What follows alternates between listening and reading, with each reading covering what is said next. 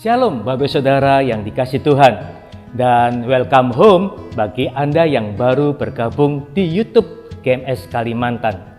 Senang sekali hari ini kita bisa bersama-sama beribadah secara online. Mari kita datang dengan hati yang haus dan lapar akan Tuhan.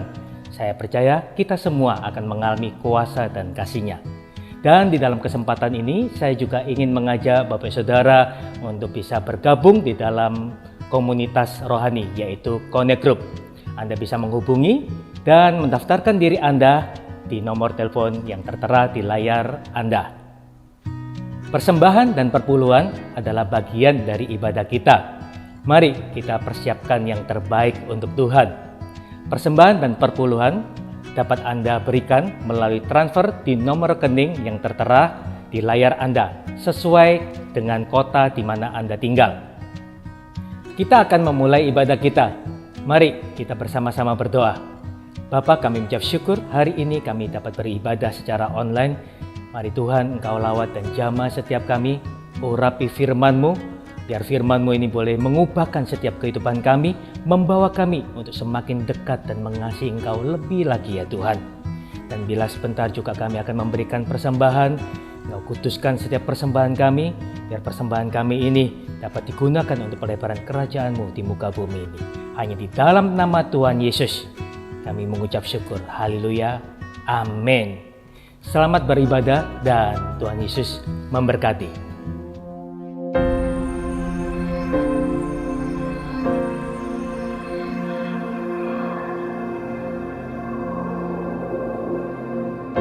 Orang yang suka memuji akan kuat roh doanya.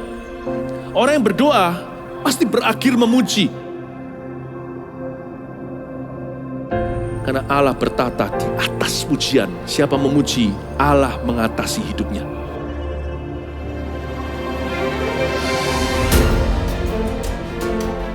The Year of Praise, tahun pujian menjadi sebuah petualangan yang tiada dua. Menjadi sebuah pelajaran hidup yang langsung dari Kristus. Menjadi sebuah pengalaman yang indah. Waktu kita memuji Tuhan, seluruh kerajaan itu berdiri di sampingmu. Waktu kita memuji, seluruh kerajaan Allah dan kereta-keretanya yang tidak kelihatan berkuda dan berapi-api itu berada di kanan kiri. Semakin fisik kita lemah, roh kita semakin memuji Tuhan. Semakin jasmani kita terbatas, semakin rohani kita tidak boleh dibatasi.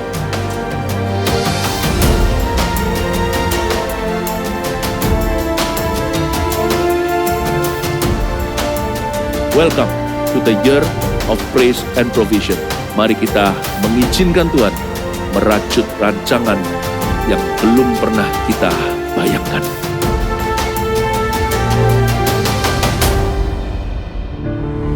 Shalom GMS Kalimantan, ada sukacita.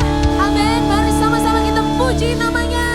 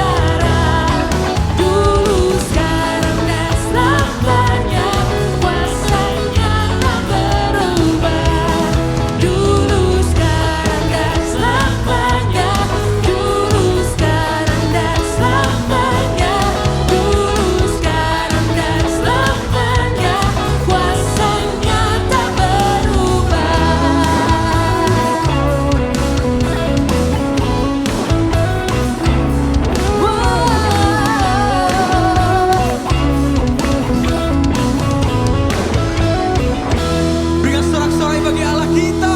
Haleluya.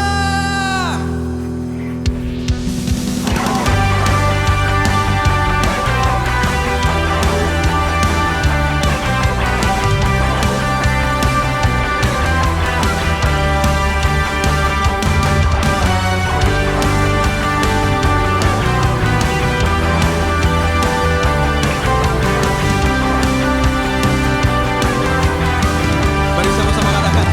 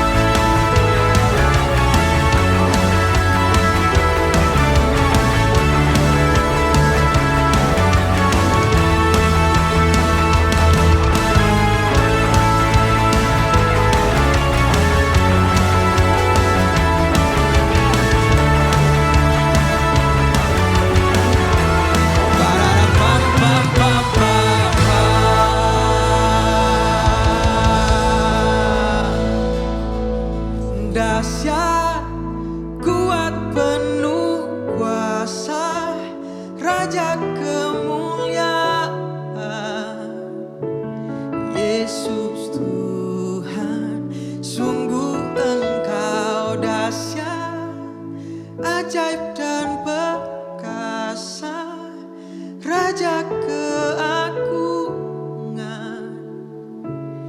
Yesus Tuhan, Kau kemenanganku.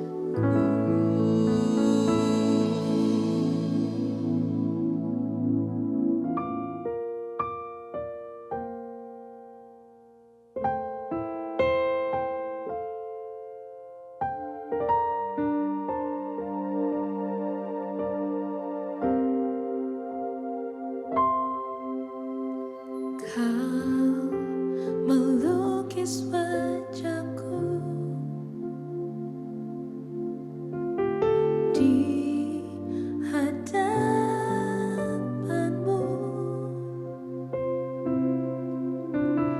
dan mengukir namaku di telapak tanganmu. Sampai masa tuaku, Kau tetaplah Tuhanku yang akan selalu menggendong hingga putih rambutku. Kemurahan-Mu itu membuatku tertegun. Ku bulatkan hatiku mengikut-Mu.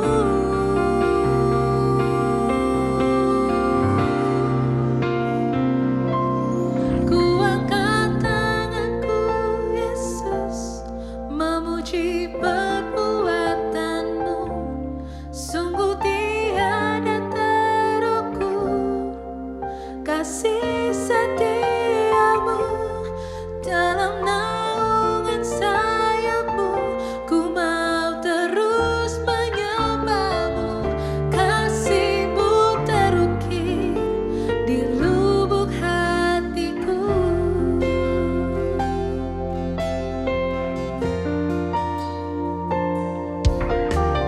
Kau melukis wajahku di hadapanmu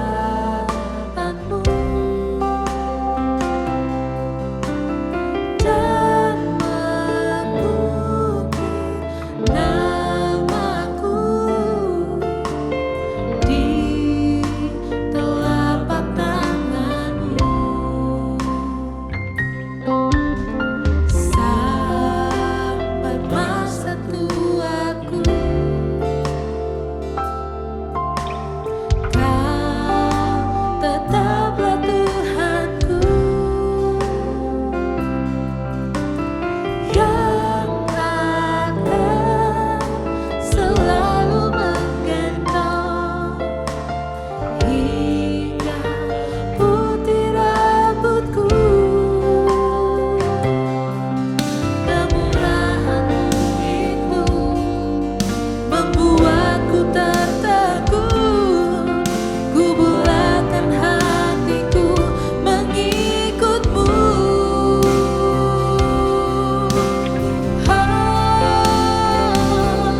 Ku angkat tanganku, Yesus, memuji perbuatan-Mu. Sungguh tiada terukur kasih setia-Mu. Dalam naungan sayap-Mu, ku mau terus menyembah-Mu. Kasih-Mu terukir di lubuk hatiku. Ku angkat tanganku, Yesus, memuji perbuatan-Mu. Sungguh tiada terukur kasih setia-Mu. Dalam naungan sayap-Mu, ku mau terus menyembah-Mu. Kasih-Mu terukir di lubuk hatiku.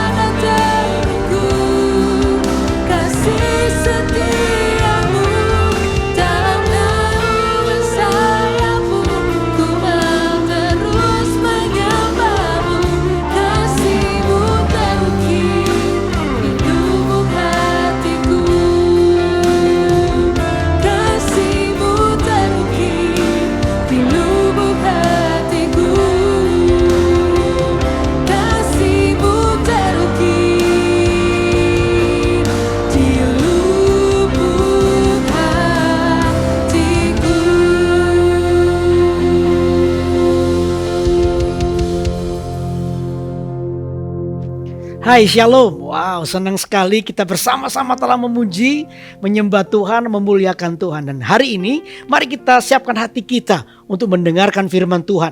Firman Tuhan itu selalu berbicara di hidup kita. Ya, izinkan Tuhan untuk menuntun langkah kaki Anda dan saya, supaya kita ini mengalami kemenangan dengan cara Tuhan. Amin. Nah untuk itu mari kita akan berdoa terlebih dahulu. Tuhan Yesus, kami begitu rindu untuk berjumpa dengan perkataan Tuhan. Biar firman-Mu ini menguatkan hati kami, menuntun kami, untuk kami boleh berada tinggal di dalam perlindungan Tuhan. Kami percaya kasih setia-Mu tidak pernah meninggalkan kami. Kami menyambut firman-Mu dengan sukacita di dalam nama Yesus yang siap mendengarkan firman Tuhan. Katakan sama-sama, amin, amin, amin. Nah hari ini saya mau menyampaikan sesuatu yang sangat penting. Bagaimana hidup di dalam perlindungan Tuhan. Bagaimana kita menempatkan diri kita untuk hidup di dalam perlindungan Tuhan. Apa yang harus kita kerjakan? Saya percaya satu hal ini, bahwa sampai hari ini Tuhan ingin melindungi Anda dan saya. Amin. Nah untuk itu mari kita akan buka Alkitab kita di Mazmur 90. Kita baca dulu perikopnya ya. Mazmur 90 perikopnya, mari kita baca bersama-sama. Yaitu ini, Allah tempat perlindungan yang kekal. Oh ternyata Mazmur 90 ini menceritakan tentang bahwa Allah itu adalah tempat perlindungan. Tapi jangan terburu-buru dulu. Perlindungan yang bagaimana yang dimaksud dengan Mazmur 90? Yang dimaksud di sini bukan seperti perlindungan kalau misalnya Anda mau pergi keluar kota, ya iblis mau merancangkan kejahatan, kecelakaan. Tiba-tiba Anda mungkin celaka, mengalami kecelakaan tapi Anda selamat. Ya, Anda bisa diselamatkan tanpa luka apapun. Wah, itu namanya bentuk perlindungan. Oh, kita senang kalau seperti itu, saudara. Betul nggak? Apalagi kalau saudara kira-kira mau dicopet orang gitu. Ya akhirnya nggak jadi dicopet karena yang copet ternyata dicopet dulu sama orang lain. Misalnya begitu. Wah, Anda tahu begitu. Anda kayak puji Tuhan. Tuhan tuh melindungi saya. Nah, itu adalah bentuk perlindungan Tuhan memang. Ya. Lalu kalau kita disuruh saksi, kita akan saksi dengan semangat Tuhan melindungi saya. Itu tidak salah, saudara. Itu adalah bentuk perlindungan Tuhan. Tapi ada bentuk perlindungan Tuhan yang lain yang kadang-kala kita nggak sadar. Nah Mazmur 90 ini menceritakan tentang perlindungan Tuhan yang lain. Bukan yang tadi yang saya ceritakan sejak awal, bukan. Tapi perlindungan yang lain yang kadang kita nggak mengerti. Lalu kita justru menolak perlindungan Tuhan. Nah untuk itu kita akan belajar hari ini ada 3 bentuk perlindungan yang lain tadi. Yang saya mau sampaikan buat saudara. Oke, siap? Yang pertama adalah ini. Mari kita buka. Kita baca tadi ya Mazmur 90 ayat 8 sekarang. Kita baca Mazmur 90 ayat yang ke-8. Demikian firman Tuhan. Engkau menaruh kesalahan kami di hadapan-Mu. Dan dosa kami yang tersembunyi di dalam cahaya wajah-Mu. Alkitab berkata begini. Bahwa engkau menaruh kesalahan kami ya di hadapan-Mu. Dan dikatakan dan dosa kami yang tersembunyi yang orang lain tidak tahu dalam cahaya wajah-Mu. Dengan kata lain, Tuhan itu tahu seluruh hidup kita. Termasuk dosa yang Anda sembunyikan dengan rapi sekalipun Tuhan tahu. Berarti Tuhan itu ingin saudara dan saya adalah memiliki hati yang bersih. Supaya apa? Kita ini betul-betul di hadapan Tuhan ini kedapatan kudus. Bukan hanya di hadapan manusia kita baik tapi sebenarnya di dalam kita jahat. Bukan itu. Tuhan tidak mau kita menjadi orang yang munafik. Tuhan pingin kita memiliki kehidupan yang bersih. Hati yang bersih. Nah ini adalah bentuk perlindungan Tuhan. Yaitu apa? Hati yang bersih. Nah caranya bagaimana supaya Anda dan saya memiliki hati yang bersih? Caranya sudah tidak ada yang lain. Cuma satu ini. Teguran Tuhan. Orang yang mau ditegur oleh Tuhan adalah orang yang membangun hati yang bersih. Jadi kalau Anda adalah orang yang selalu mau ditegur oleh Tuhan, lalu hatimu ini mudah berubah, mudah bertobat, mudah berbalik dari jalan yang jahat, maka Allah sedang melindungimu. Tuhan sedang meletakkan Anda di dalam perlindungannya. Dan orang yang mau ditegur adalah orang yang meletakkan dirinya di dalam perlindungan. Katakan amin. Saudara, waktu ditegur itu memang tidak enak. Ya kenapa? Ditegur itu berarti begini loh. Orang ditegur itu berarti dinyatakan kesalahannya. Tidak semua orang tuh mau dinyatakan kesalahan atau dianggap salah. Tidak mau. Karena itu ada berbenturan dengan gengsi, harga diri. Tidak semua orang mau. Ya, waktu ditegur itu datanya tidak enak. Mendatangkan duka cita. Tetapi saya percaya di balik duka cita yang Anda alami, selama Anda mau ditegur lalu bertobat, Anda sedang akan melihat kemuliaan Tuhan dinyatakan dalam hidupmu. Amin saudara. Makanya Yesus berkata di ucapan bahagia. Ya, coba buka Matius pasal 5 ayat yang keempat. Matius pasal yang kelima ayat yang keempat. Saya akan bacakan buat saudara ya. Matius pasal 5 ayat yang keempat. Ya, demikian firman Tuhan. Coba saya akan bacakan ya. Dikatakan ini, berbahagialah orang yang berduka cita karena mereka akan dihibur. Alkitab jelas berkata, berbahagialah orang yang berduka cita. Berduka cita soal apa sih saudara? Ya, berduka cita itu salah satunya adalah, tadi saya bilang teguran itu mendatangkan duka cita. Karena Anda sedang ditelanjangi kelemahanmu mungkin. Anda sedang dinyatakan kesalahanmu. Dan itu akan menyentuh harga diri gengsimu. Tetapi selama Anda dan saya adalah orang yang punya teachable heart. Hati yang mudah ditegur, mudah diajar. Maka Anda adalah orang yang akan disebut berbahagia. Memang mendatangkan duka cita tetapi Anda akan dihibur. Dihiburnya kapan? Dengan apa? Anda akan melihat promosi Tuhan tiba-tiba datang dalam hidupmu. Anda akan melihat bagaimana Tuhan melindungi hidupmu dari banyak hal. Ya, dari pergaulan yang salah karena teguran tadi. Menjauhkan Anda dari hal yang salah. Menjauhkan Anda dari semua tipu daya daripada si jahat. Itu yang menyelamatkan hidup kita. Karena itu saudara, tetaplah memiliki hati yang mau ditegur. Makanya Alkitab dengan jelas berkata, ya, kalau kamu mendengarkan firman Tuhan hari ini, jangan keraskan hatimu. Orang yang mau ditegur adalah orang yang mau dituntun.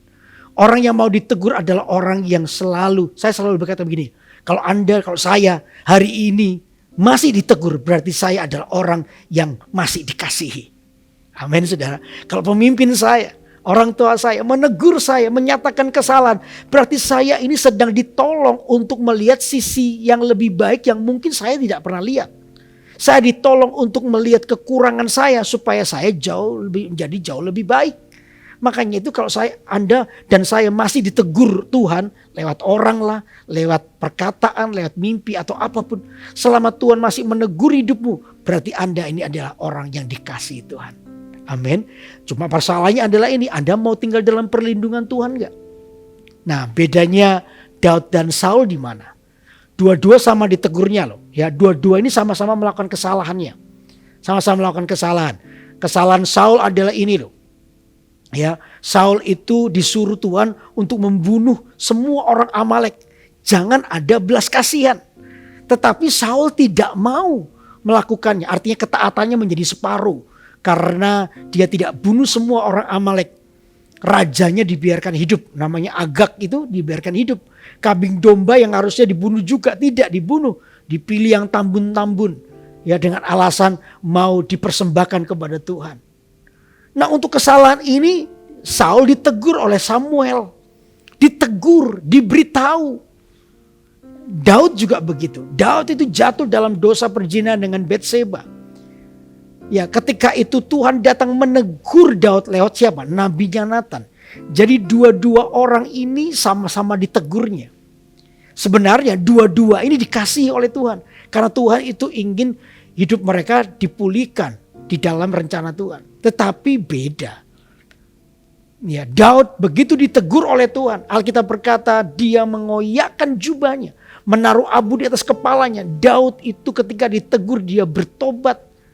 Hatinya remuk. Ya, lalu dia berlutut di hadapan Tuhan.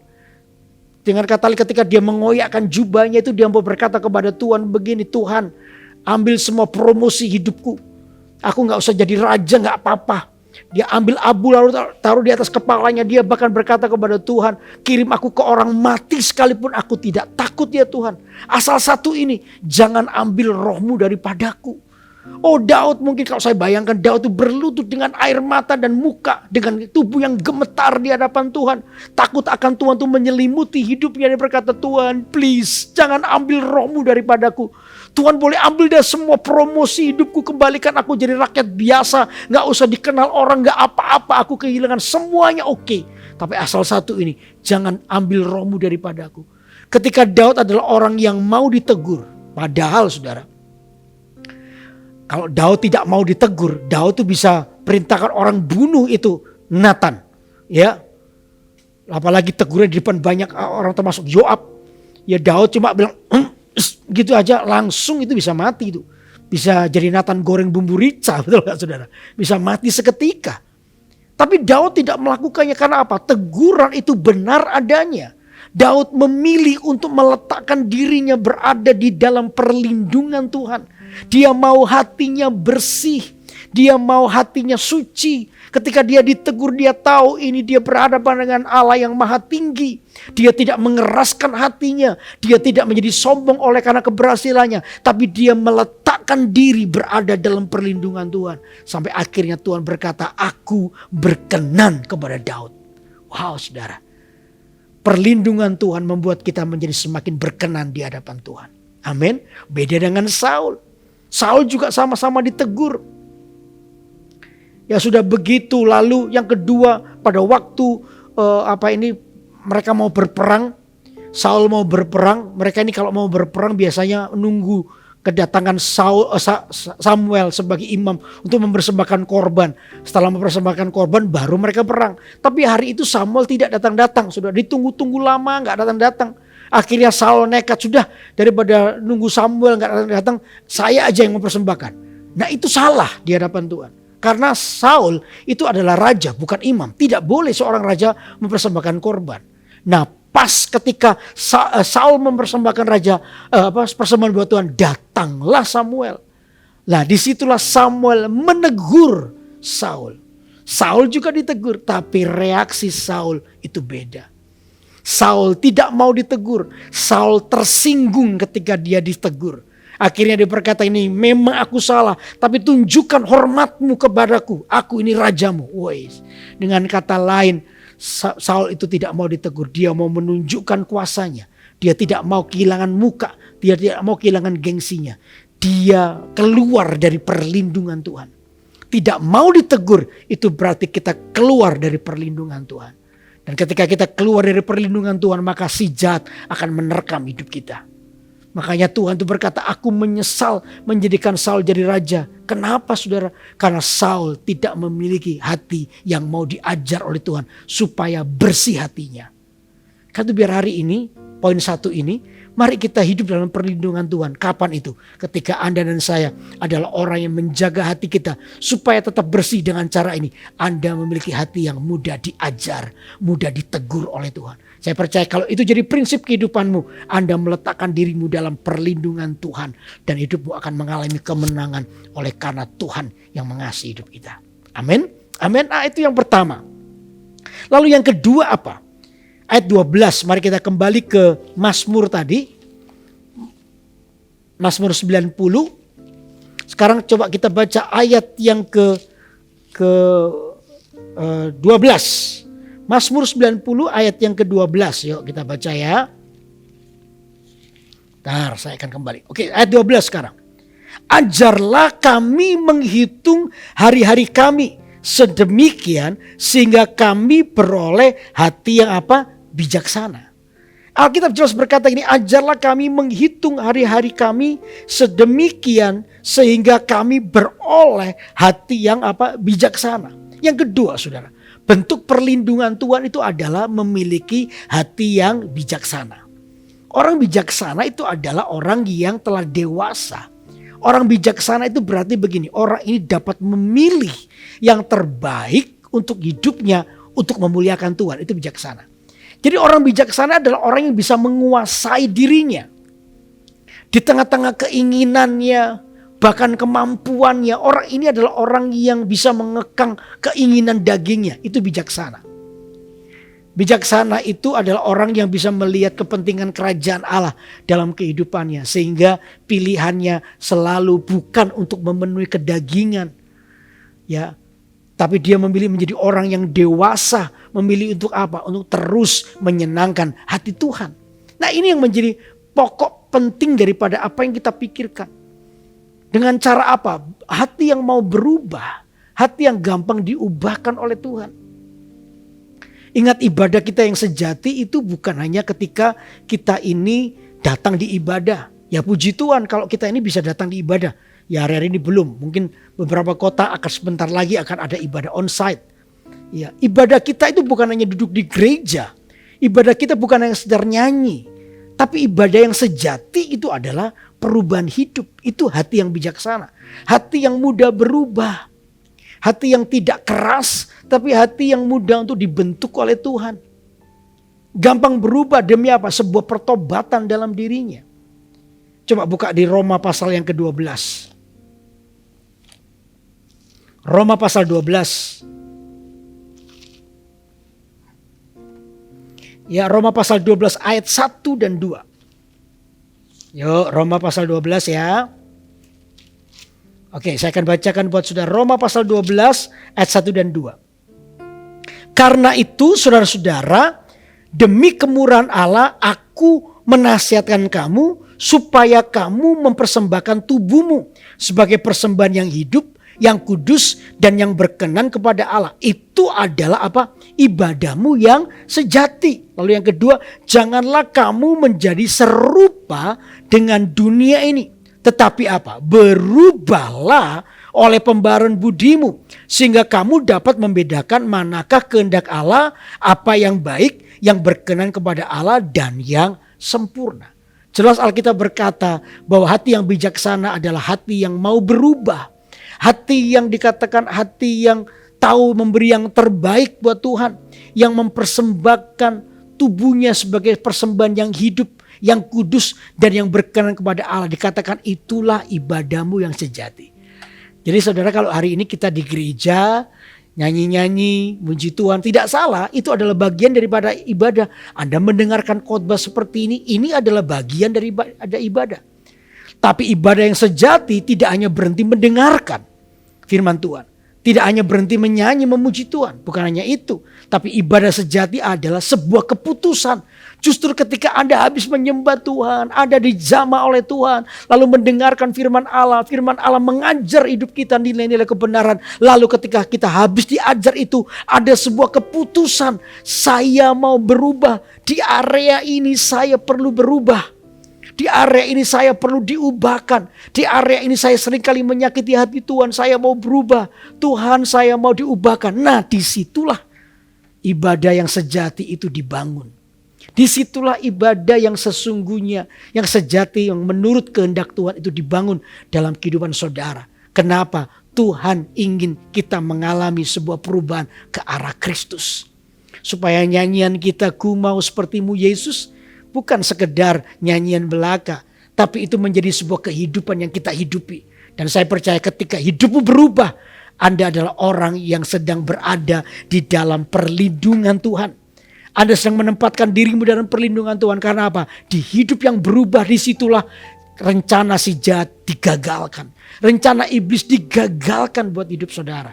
Sehingga iblisnya akan pasti kecewa. Mari kita akan buat iblis frustrasi dengan hidupmu dan hidupku. Karena apa? Hidup kita mengalami perubahan oleh karena jamahan Tuhan. Nah, ini adalah bentuk perlindungan Tuhan. Hati yang bijaksana. Ayo, setiap orang memiliki hati yang bijaksana. Hitunglah hari-hari Anda. Begitu singkat hari-hari ini. Ya, janganlah gegabah. Jangan jadi orang yang gegabah. Orang yang gegabah itu adalah orang yang hidupnya sembarangan. Tidak pernah menghargai hidupnya. Padahal hidupmu dan hidupku ini adalah semahal harga Kristus yang dicurahkan. Supaya kita ini berpindah dari gelap kepada terang yang ajaib. Amin. Saudara dan saya adalah satu pribadi yang begitu berharga di mata Tuhan. Karena itu ayo kita berubah. Jangan pertahankan, jangan gengsi. Jangan mau terjebak pada apa kata orang. No. Jadilah apa yang menjadi kata Tuhan dalam hidupmu. Saya percaya Tuhan pasti memberkati kita. Amin. Amin. Itu yang kedua. Lalu yang ketiga apa? Tuhan melindungi kita dengan apa? Kembali ke Mazmur 90 tadi. Ya, Mazmur 90, sekarang kita buka ayat yang ke-17. Yuk, Mazmur 90 ayat yang ke-17 kita akan baca ya. Dikatakan begini. Kiranya kemurahan Tuhan Allah kami atas kami dan teguhkanlah perbuatan tangan kami. Ya, perbuatan tangan kami, teguhkanlah itu. Jadi bentuk perlindungan Tuhan yang ketiga buat hidup saudara dan saya adalah Tuhan itu meneguhkan janjinya di hidup kita. Dan Tuhan tuh sangat suka untuk mengkonfirmasi semua janjinya di hidup saudara dan saya. Nah, saudara dan saya adalah satu pribadi yang kaya akan janji Tuhan. Dan kita percaya bahwa janji Tuhan, tiap janji Tuhan pasti digenapi. Nah, karena itu saudara, bergaulah karib dengan firman Allah. Sebab dari firman Allah inilah peneguhan demi peneguhan kita alami. Konfirmasi demi konfirmasi kita alami bersama dengan Tuhan. Dan saya percaya inilah sumber kekuatan hidup kita. Untuk kita menghadapi apapun situasi hidup kita. Sudah gak ada cara lain yang sanggup membuat kita percaya adalah janji Tuhan. Janji Tuhan yang hidup dalam kehidupan kami. Alkitab ini bukan hanya logos, tapi dia menjadi rema. Waktu kita baca Alkitab ini tiba-tiba setiap kata, setiap kalimat itu bisa loncat di hidup kita. Dan itu membangkitkan iman saudara. Anda diteguhkan untuk melakukan sesuatu yang besar dalam kehidupan saudara. Katakan amin. Ketika saya mau menikah, saudara, saya menikah itu tahun 98. Persiapan saya cukup lama karena saya ini seorang pendeta. Saya tidak ada usaha apapun kecuali hidup saya sebagai pelayan Tuhan. Tentunya saya harus menabung. Ya, dari tahun 97 saya sudah mulai persiapan. Nabung dikit demi dikit, saudara. Nah, pada waktu itu tiba-tiba di bulan September ya saya mengalami sebuah persoalan karena waktu terjadi krisis moneter di Indonesia. Saya pertama ketika saya pinjam sewa gedung itu bayarnya pakai dolar pada waktu itu, saudara. Jadi saya masih ingat itu dolar masih 2.300. Ya, tapi sampai di bulan September tahun